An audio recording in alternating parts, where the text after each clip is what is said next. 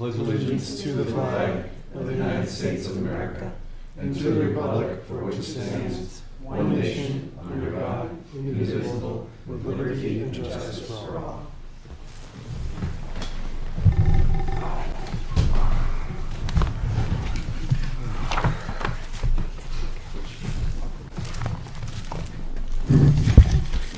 Okay, first item, we have some minutes to approve.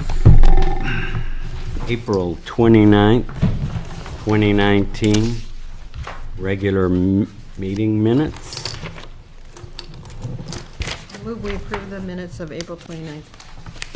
Do we have a second? Second. Any discussion? All those in favor? Aye. Aye. Aye.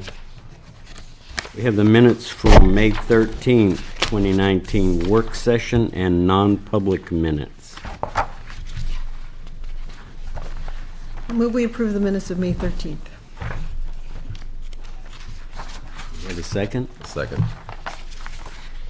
Any discussion? All those in favor? Aye. Aye. Actually, you were. You not at the meeting? Or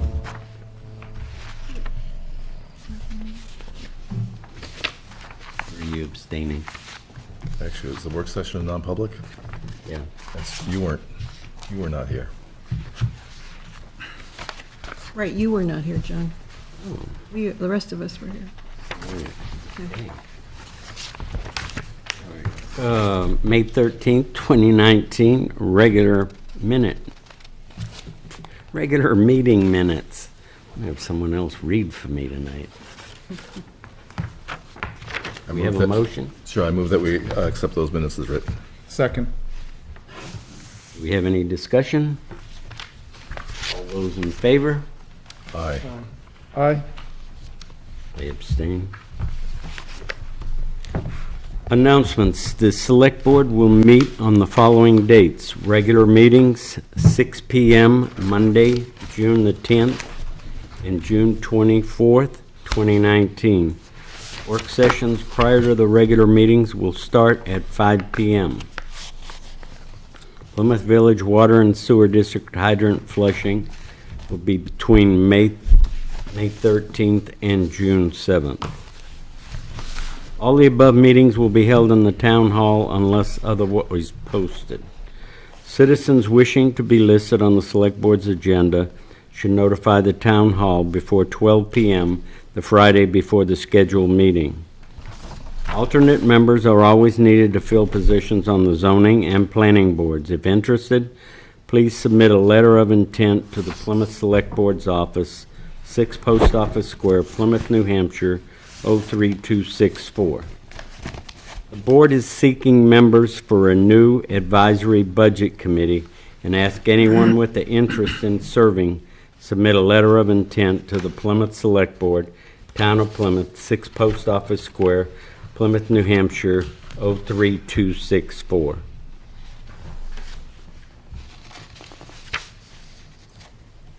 Under Chairman's comments, we'd like to inform the public that the co-op brought a protest evaluation for 9 different towns on their property taxes. We looked at what we could do or what we couldn't do and what were the possibilities of pursuing it further in a lawsuit, and it was determined that we would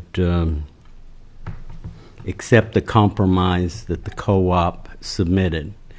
And in being open and letting people know, there will be a refund of taxes in the amount of $435,000 to the New Hampshire Co-op. There will also be a reduction in the current assessment to the tune of $72,500 a year. So we are basically, those figures, that's almost 500,000. Again, what we have to do as a board is we have to recognize the full liability in the year that the agreement was settled. So the impact of $500,000 could affect, and I say could affect, the town tax rate by almost $1. Is that right? Yes. Okay. And so, again, we're still going through the assessment. Currently, we are $2 million under the previous full assessment. But again, they're going to be working on that all summer, so that can change. Other things can change. But we wanted to let the people know, not next year at budget, we wanted the people to know and have it open that there is a possibility. We're doing everything we can. We felt that the lawsuit and the valuation, they would probably win, and it could cost the town more. So we did enter into that agreement, and we want to let the people of Plymouth know in advance. And we will mention this at other select board meetings, so if somebody misses this one, the public will be apprised of what's happened. Did we have any correspondence?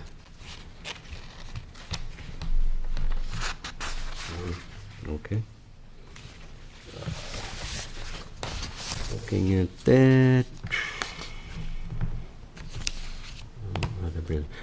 New other business. Neal McIver?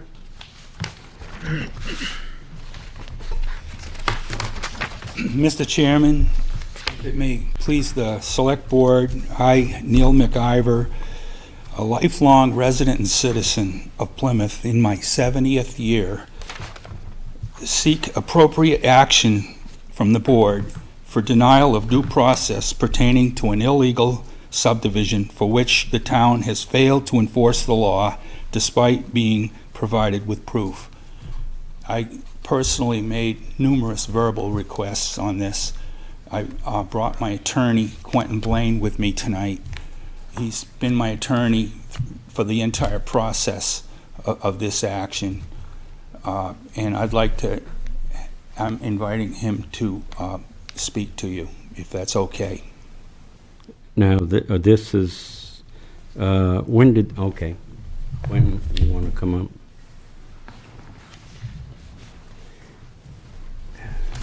This illegal subdivision, what we think is an illegal subdivision, arose from a deed that was put on record in 2009, and it really was for the purpose of transferring a little piece of the former railroad bed that is the driveway to Neal's property.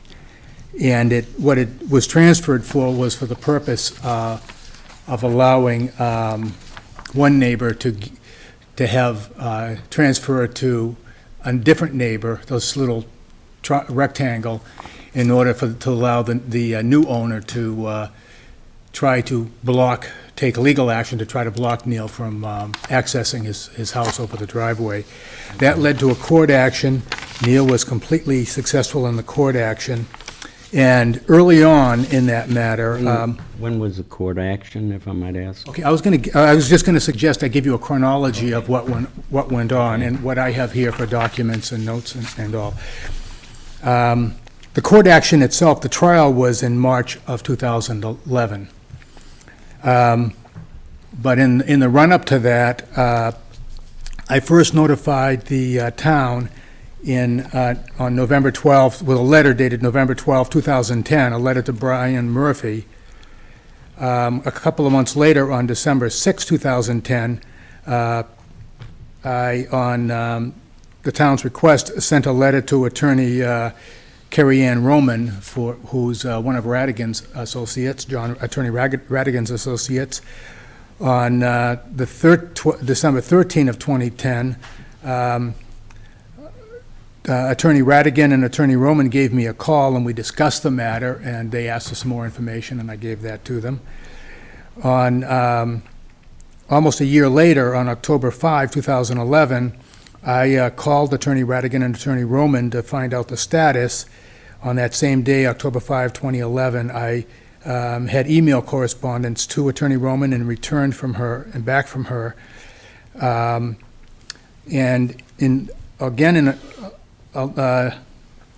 that was October 2011. In November 2011, I had a telephone conversation with Brian Murphy about the status of the matter. And by this time, we're a good year into the conversations and send more info and back and forth on that. In November of 2011, I sent another letter to Brian Murphy in his role as code enforcement officer. In November 2011, I received I had email correspondence from and to Mr. Murphy. In January of 2012, I had a conference with the former town planner, Sharon Penny, and with Brian Murphy. And in it was March of 2011 that we had a trial, and in April of 2011, we had the order from the court that gave Mr. McIver absolute right to use the old railroad bed as his driveway. And I'll show you what we're talking about, if I can now find it. If I may approach. Here's the deed that came out from the Barlows to Mr. Tosa. And it provides a little, it says it deeds to Mr. Tosa all of their right in this railroad grade. Well, their right in the railroad grade, I've marked in this yellow piece, which is a little, most of the railroad grade has a long history. It goes back when I was doing the research on this, to a meeting in a tavern in 1843 in Holderness, and then the railroad took to lay out the railroad, and then it has a difficult history after that about who owned what rights, because part of it was ownership, part of it was easements, and we worked out most of it, but it appears to us that the Barlows transferred it something. This is our rough approximation of a little rectangle. It could be here, it could be there. We know it's on the north side of the railroad bed. The railroad bed runs east, pretty much, and it's a little piece of it. And so that chunk, this is the Barlow's property, and this little chunk was attached to theirs, and they gave it to Mr. Tosa, whose property is down here on the southern side. So it's not a boundary line adjustment or anything else. It doesn't touch his property.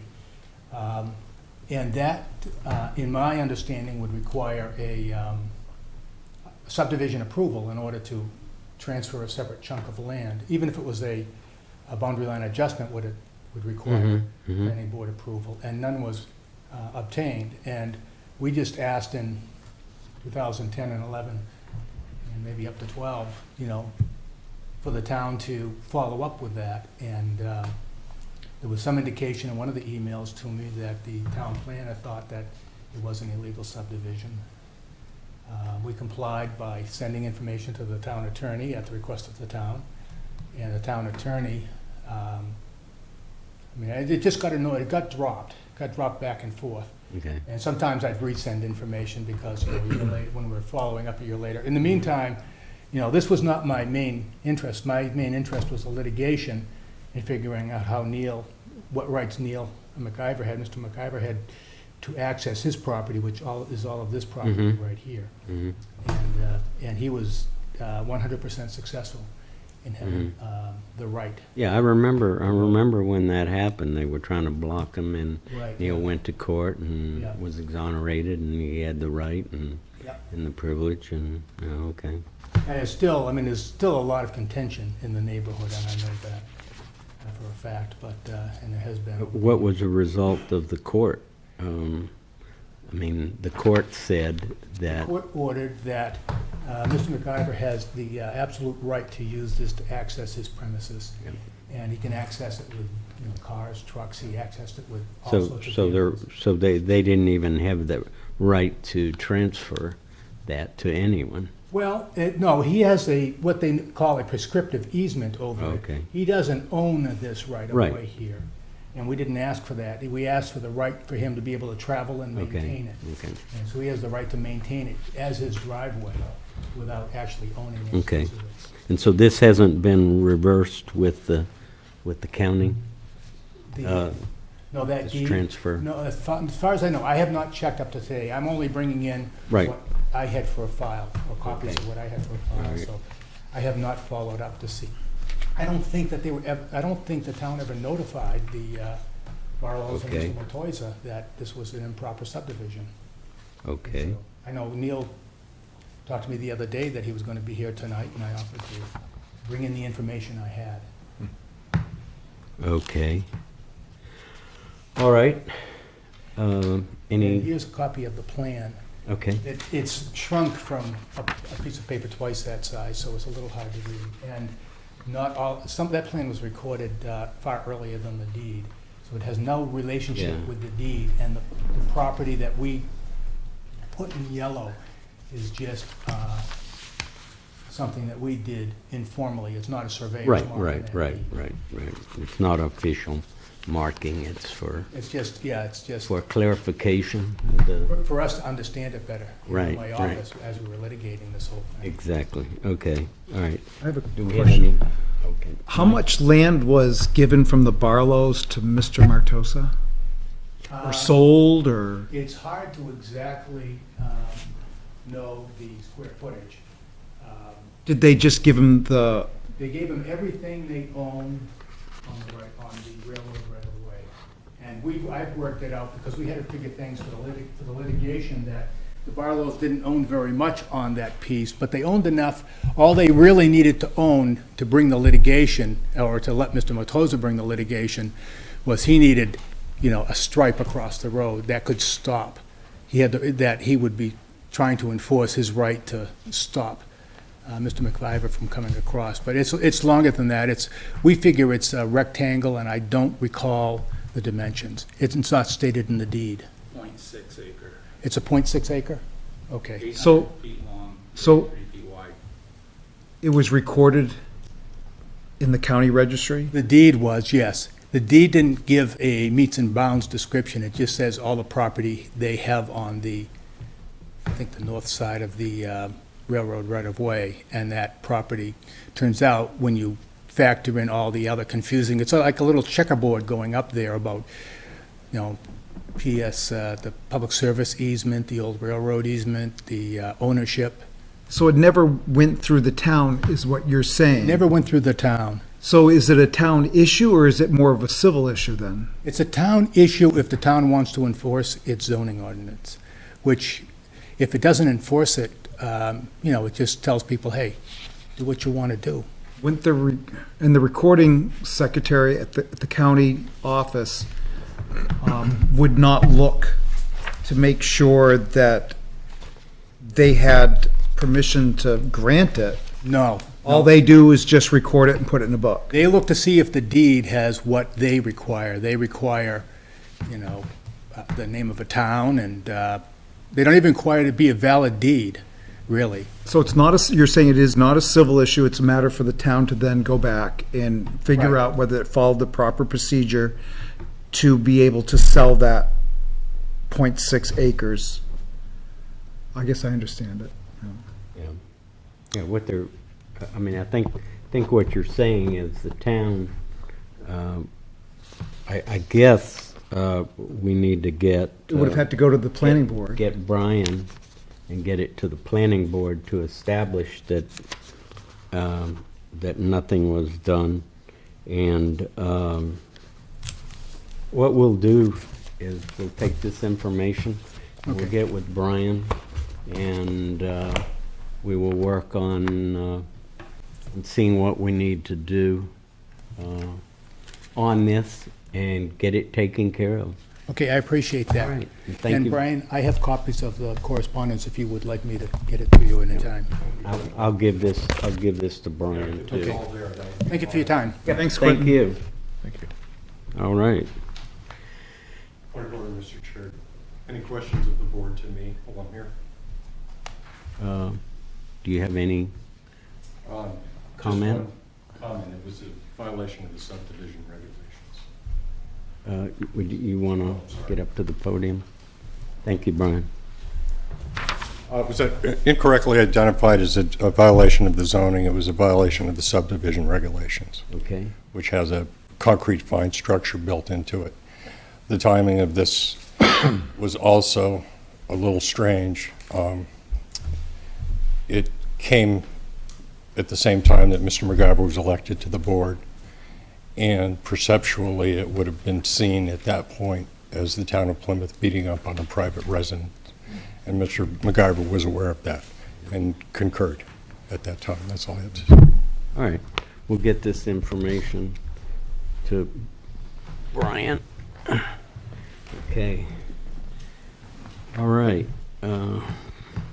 Sally Witterstrom? Sally's not She here. here? No. Sally's not here. Okay.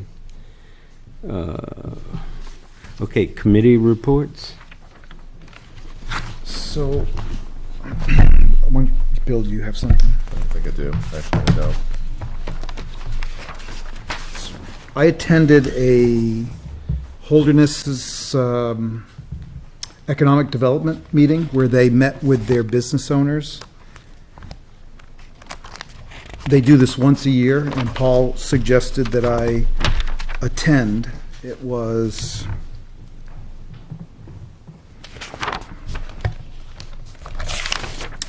May 21st. There were 23 in attendance. It was pretty interesting. They have the same types of issues that Plymouth has, and it was very similar, just on a different level. They talked about parking, snow removal, what the town government can do for the business, especially on their main street, potential snow cleanup. They have a 4-man highway crew. They split the town up into 4 sections, and by the time they finish and cover all the roads, they start back again. And this winter was very tough on them. But it was kind of a neat that the selectmen do their regular meetings and then have this on top of it and invite. So it's something that possibly we could try and duplicate in Plymouth. Make sure they talked about the bathrooms are their big issue. Having bathrooms right in the town, if you call it a town center, right there. It was pretty interesting. They talked about their fireworks, the draw that the fireworks has for the town, yet how that can affect balloons and other environmental issues. Very interesting. So, and I'll probably talk to Paul more about it, a couple other, definitely worthwhile going. Okay. Bill? Nope, nothing. I had nothing. Katharina? Nothing. Brian? Nothing. Okay. Committee reports. Good news updates. Cannon, excuse me. Chair. Paul? Yeah, this is a new category that Right. Selectman Katharina Kelsey asked that we start talking about some good news that's going on versus bad news. We- Sometimes good news is bad news. We replaced the cannon, been repaired, took about 5 to 6 months to repair. And I'd like to discuss it tonight because the bad news is many people came in after we replaced the cannon on the lawn Friday, Kathy? Yes. Thursday. Within 20 minutes, thinking that we took money from the asphalt line, or I took money from the asphalt line to repair the cannon. I just want to assure the public, I was able to get a grant from the Moose Plates. There's a grant for that. That's what paid for the cannon to be repaired, and the gracious help of Stan Grayton for part of the match. So that did not cost us money, that was done by a grant. And I think Mr. Grayton did a fantastic job with it. It's nice to have it back. And he was able to get it back before Memorial Day. And it looks really good. So I think that's good news. And the department head, Jesse Jennings, at the recycling center was cited by the state with an award last week for starting a new recycling program with one of the schools in town. Awesome. So I think that should be noted. That's also some good news. Very good. I was told the cannon can actually fire, and that it has fired in the past. And maybe in I some don't want to time. be the one to do it. I'll be there. Because then I will be paying, it will be paying for it the next time. We'll just do little step increases of black powder. But I can also say we're going for a grant to have bell tower restored. And if you haven't noticed, if you come through town, while I've got Mr. Murphy here, with all the work that Mr. Murphy has done with the bell, I don't even know how many people know that we have a Revere bell, a Paul Revere bell up in Belfry that sat on the floor 40 years, 50 years, 100 years. Right. So if you drive through in the morning, and we will make it more visible with lighting, but if you drive through in the morning and you're getting the east sun hitting the tower, Brian has relocated the bell up in the center in the windows. You can see the bell. And we did light it up for Christmas. Right? So give Brian credit for that, but we're getting a bigger restoration grant again through the Moose Plates to try to renovate the whole tower the way it used to be. And fix some of the leaks and everything else that I'm trying to get fixed for a good 10 years. So all good news. Thank you very much, Brian. Any other good news? Want some bad news? No, No. We got bad news too. Well, we should That's, just, that's the next line. I'm sorry, go ahead. we should thank all the people that came for Memorial Day. I thought it was a fabulous program, and thank John and Don for putting that together, and all the people that participated in the town. It was very, what should I say, uplifting. Yeah. It was. We got a lot of comments, and there's actually a couple of things that I discussed with the with the scouts that I want to get with the town administrator on that we could be announcing later. So, but it was a great celebration, a great turnout, great weather. And, it was a group effort getting everybody lined up, so. And you might have noticed the fire department in dress uniforms this year. Yes, they did. We also got a question today on who paid for all those dress uniforms. The town did not pay for those dress uniforms. They found other ways of being able to get dress uniforms. And I would just like to add that when these things happen, if people have questions, rather than commenting and making remarks, if they'll come to the town and ask for the information and find out exactly how, because again, once the cannon got here, we had comments that we did something wrong, and we're here to answer the questions, but rather than get rumors started that we took highway money or we did this or we did that, come to the town, ask us, we'll get it clarified, rather than assuming and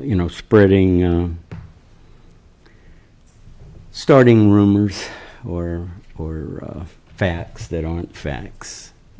So I'd just like to take that opportunity, because we do, we hear about it, and it's just it's not good. The select board, every one of us are citizens of the town. We pay taxes in the town, and I guarantee you nobody works harder at it, and nobody does anything, gets any special favors.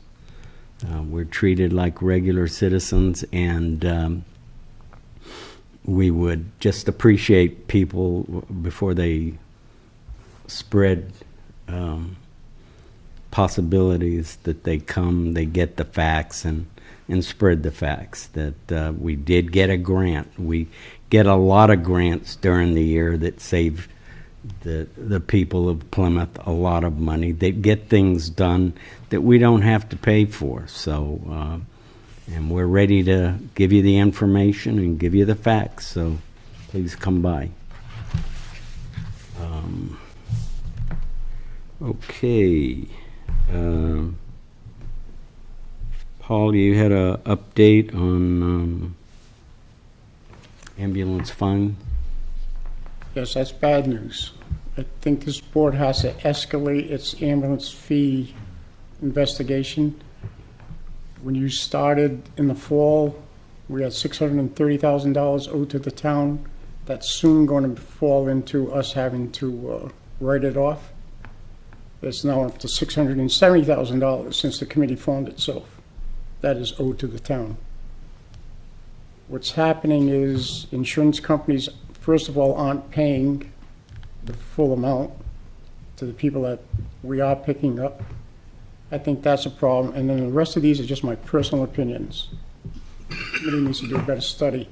I don't think we're getting enough revenue from other towns that we serve versus the amount of time we spend in those other towns. Okay. We're not keeping up with this. Yep. And for the audience to understand, before all the HIPAA regulations in Quinton, you know there's an awful lot now. We used to be informed if Brian was to use the rescue squad and his insurance company would pay him, reimburse him, we would get a notice that Brian was reimbursed, so we could at least call Brian and say, hey, you haven't paid us the money that you owe us. We're no longer allowed to get the individual names. So we don't know, out of that $670,000 that's owed to the town, many of those people did recoup money from their insurance company, but then used it for other reasons, but didn't reimburse the town. So we are in the hole. That's not all the money owed to us, by the way. It's probably over $1 million owed to us. But $670,000 of it is going to start expiring. $200,000 of it already has. I was able to negotiate with our auditor to pay off that $200,000, almost $200,000, over a 4-year period of, I believe, $45,000 a year, Kathy? Yes. Instead of writing it off. Because you remember how the Department of Revenue works in the state of New Hampshire. We operate as if we had that $200,000. They make us operate that way. We build it out. Now, because it's expired after 3 or 4 years, we have to write off 200 of it. That's just like losing $45,000 each, or $200,000. So the auditor's not going to hit us with it all at one time. We can spread that over for a 4-year years. period. But then next year, another 200 and something out of that 670 is going to reach the maturity rate to expire. And then I'll ask to do the same thing and not have to forgive that all in 1 year. Okay. Because that'll hit the tax rate by 50 cents. Yep. We can handle the 45,000 we put an overlay to take care of stuff like that. Okay. But this thing's getting out of control, and the only way I can see it happening is we are not getting enough back for the amount of runs that we make. We now are soon going to have to buy a new rescue. I think it's slated for next year's budget. We have money in capital. I believe a rescue is up around $300,000. I don't believe that's factored into our formula of what we charge other towns. So I think that has to be revisited Okay. on how and how much we charge other towns for these runs. And then the other problem is an insurance Okay. problem. I believe, I can personally tell you because it happened, the transport from the police station to the hospital was a $600 transport. The insurance only pays about $430. So I don't know who's supposed to make up that other $170. All right. Kathy, didn't we request the fire department to check and keep track on the calls to the different towns? And they are, John, and you do have a committee. I think that committee needs to meet Yeah, more. right. It's not keeping up with what Okay. we're losing. All right, okay. So I know I'm on that committee, so would we reschedule a meeting each month so we can discuss it and keep it Is that me and Keep you, it- John? Hmm? Is that me and you? Yes. So could you set that up with them and then let us know? And we'll meet at least once a month. If we got to meet more, then, and my days off are Tuesdays and Thursdays. If a Wednesday is needed, I can switch days. The only thing that I'm noticing, John, and again, it's just my opinion, Yep. the committee is spending a lot of time on how to go out and get the 670 back from Right. some of the people. But I don't think enough time is being spent on stopping it. Stopping the bleeding. And in other words, if we're recording 600 and we're getting reimbursed 430, then, we're either going to get that additional money or we don't charge that. And the other thing, I want to take this opportunity to explain, because you ran into this problem. If we were to take the 670 and try to put it out to a company, to try to, a collection agency, then you're going to have to write off the whole 670, Right. and that will hit the tax rate. I knew we were kind of up against that, but, could we just identify 200,000 of the 670,000 and say, okay, go collect that and write that to 200,000 off That's, it? well, Yeah, that's what the we committee need is to working discuss on. as They're a trying to find a committee. portion of that to at least Yeah. go and get. Yeah. And that's going to be the newest portion, the part that's not going to be due for 2 more years. Right. To at least get to 270 Yeah, back. okay. Mike, would you be available in June, maybe to do a couple of meetings to get it kick-started again? Okay. Because I really don't know the odds of getting the Right. first 400,000 of that. No, it's Well, getting ready to hit 4 we just years. need to, I know Casino was there and Tommy was there at our last meeting. And now Tommy's in charge, so, yeah, if you set that up, It was pretty bleak the first meeting that we yeah, had. yeah, right. It did happen rather quickly. We went through some tough times and Yep. people just stopped paying their ambulance bills. Yeah, So, and we cannot not respond. Yep. So, oh, yeah, right, okay. Okay. All right, okay. All right, does the board have anything else? Okay, any public comments on items discussed on tonight's agenda? Based on the. If you'd give your name, please. My name is Mike Weaver, I live in West Plymouth. Okay, Based on the fact that the co-op, we have to pay them back, what tools does the select board have to find monies to help lower that amount that we have to pay to the co-op? I mean, do you freeze the budget? What do you, are there areas you can look at to help the taxpayer, yeah. Well, I'm advisor on the budget committee, and we're constantly looking. I mean, we're looking at new businesses, excuse me. you did freeze the budget, though. Yes, The budget's frozen. the budget is frozen with what has been spent to date, other than payroll and any necessary expenses. Being that, I'd like to- anything that the departments can turn back can offset that, Mr. Weaver. So you're doing those things. Yeah. Because if we could turn back 400,000, it would be, Yeah. but if we could, we've done it before, Yes. and they're trying, the departments are trying. Yeah. We're shooting for 250. Well, And- that 250,000 that they return back would go towards offsetting that. Kathy is also double checking the assessment of the town. Anything that, especially the businesses and the new development, that will also offset. If the value of the town was to go up 7 million, Kathy, the overall value of the town went up 7 million, that would offset it. And so, with checking the corridor and the business, that's where the most increase would be. It wouldn't be the homeowners, it'd be the new businesses and stuff like that. So the assessor's checking that too. The higher our assessment goes, the more it offsets a loss like that.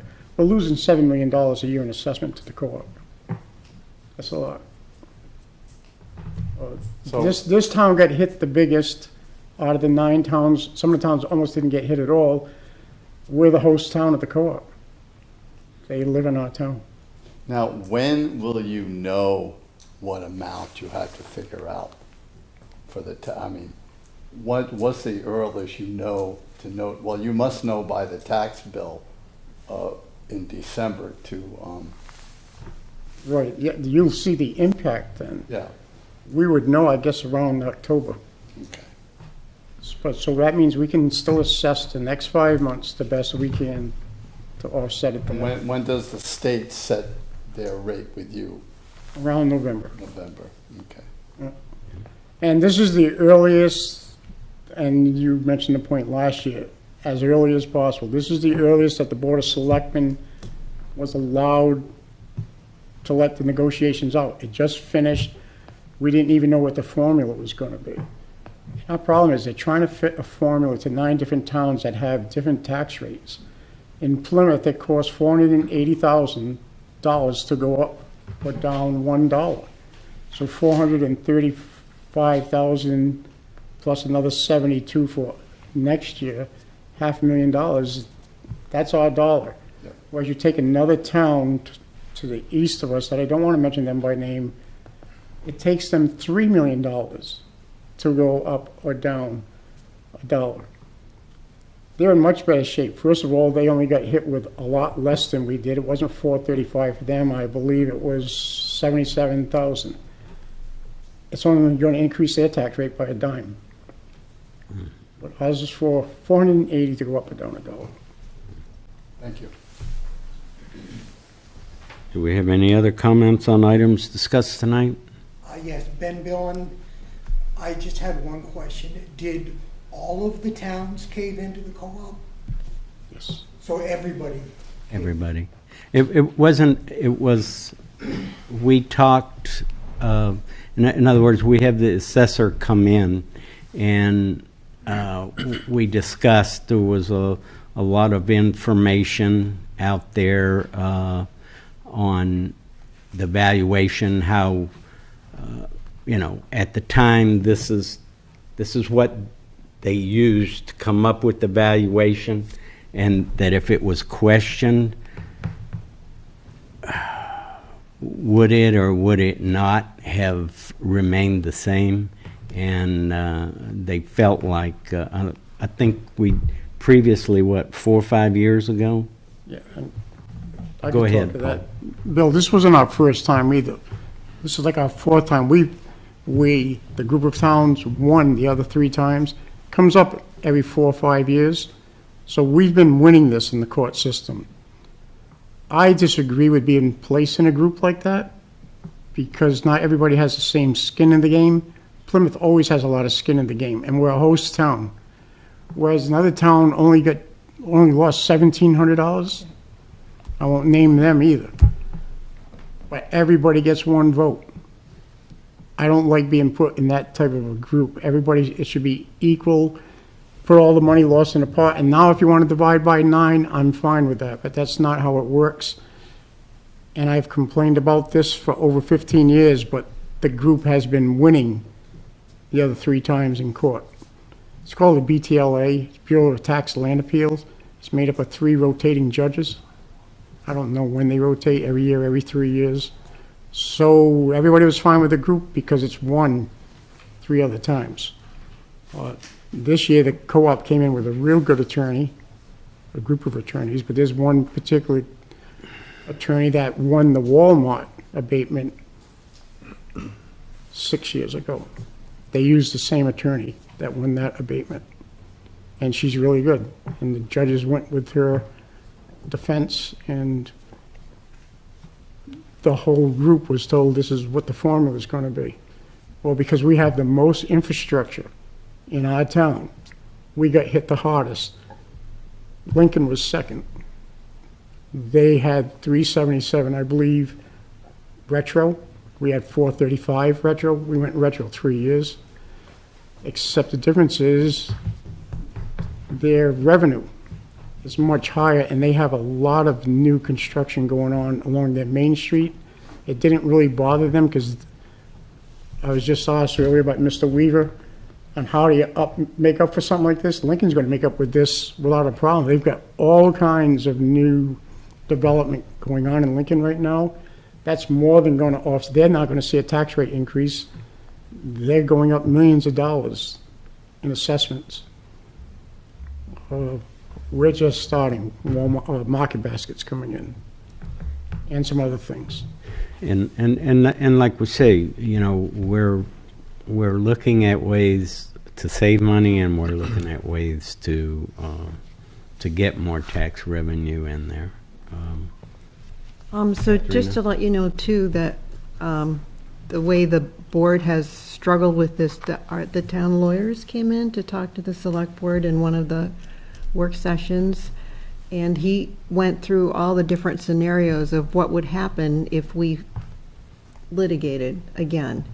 And the end result was that it would either be the same or be worse even with all the legal fees and so forth. So that is another reason we opted to agree to, because it just wasn't, there was a slim chance that we could do any better. Yeah, Bill, it's not our town assessor that does the utilities, by the way. Yep. It's a separate assessing company, and all the other towns use them. So they're the ones that go to court and fight.